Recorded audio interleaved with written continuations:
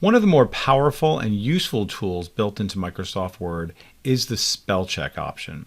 Now, the Spellcheck option has gone under a few changes in the last few versions, and we're going to explore them right now. Now, many of you noticed already that I had these little red squiggly lines appearing, showing me that I have some misspellings on these words. So we scroll down, we see 1, 2, 3, possibly a few other ones here.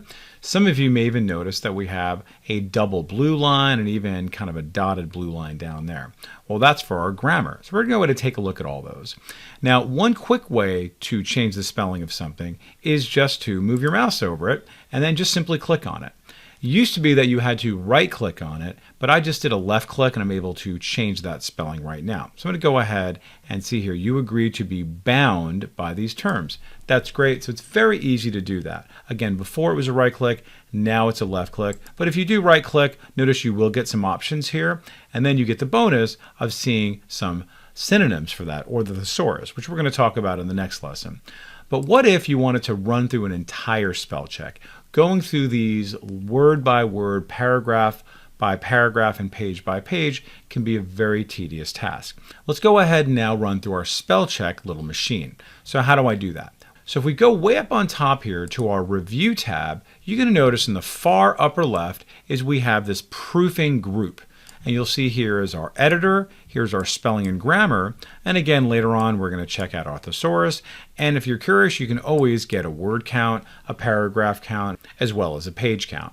But let's go ahead now and just do the editor. Earlier we talked about how we can add the editor to our quick access toolbar. So let's go a little bit deeper into that. So when I click on that, you'll see I have now an editor score of 90%.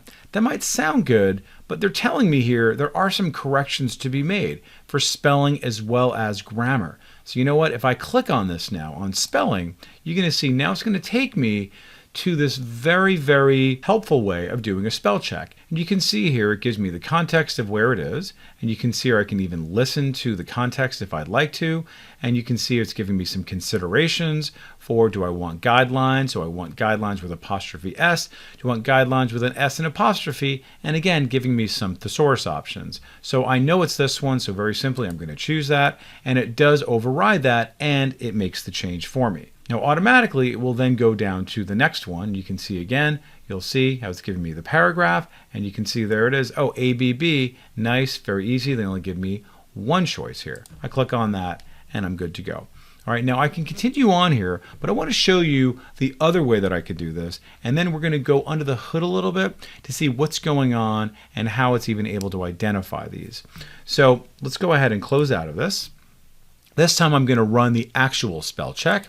I click on that and that comes up exactly to the same place where I was before.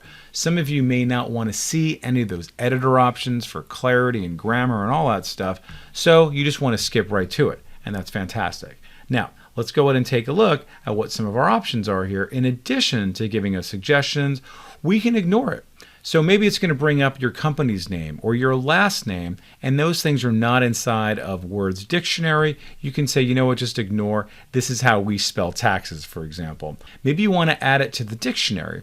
If you add it to your dictionary, it's always going to be there, not just for this document, but it will in fact ignore it for subsequent documents. But you know what? This is not the way we spell it, so very easily I'm just going to go ahead and override that. So very easily, I'm going to go ahead and click on their suggestion, and now bam, I've now gone up to a 92%. Not too bad. So let's go ahead and see what's going on now. Well, if I click back on my file menu, if you recall from previous lessons, this will take us to our options. So click on options, and you'll see that there is this section here called proofing. When I click on proofing, you'll see that there's lots and lots of options here for spelling. What things do you want it to ignore in terms of uppercase, maybe words that contain numbers, and also website addresses. If people are repeating words, sometimes we do that, it will show that for you. If we scroll down a little bit, you can see here, it is in fact checking my spelling as I type. That's why I was able to see those red squiggly lines. It's also marking my grammar as I type, and that's why we saw those blue lines there. And then you can see here, it might even find some frequently confused words like there and where, you know, those types of things. Fantastic. Let's go ahead and click OK, and let's come down to see some of our blue options. And again, if I want to see what their suggestions are for my grammar, all I have to do is simply click on it. And you can see they're giving me some suggestions on conciseness. All right, and if you look over here at this refinement, they're telling me that they have 4 suggestions for me to make my wording more concise. So you can see here, choose payment method for the amount of your order. You know what? I can just say for your order. All right, that's good. I'm waiting for my score to go up. You can see here's one.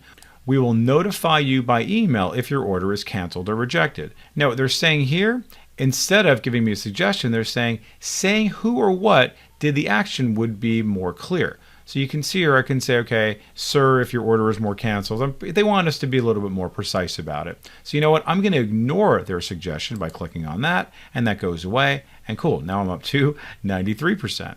And you can see here's another one, and then I'm just going to ignore that. And then as a result of, they're telling me to say because of, and now good, I've gone up to 94, and I'm pretty happy with that. All right, so it's really up to you how you want to do it, but there are lots and lots of options for getting there. All right, whether it's grammar, spell check, and then also controlling what your options are by going into your options under your file menu. Are you happy with this training? Make sure to subscribe for more great content. Visit the Simon Says It channel, explore our videos and training sessions, and decide what you want to learn next.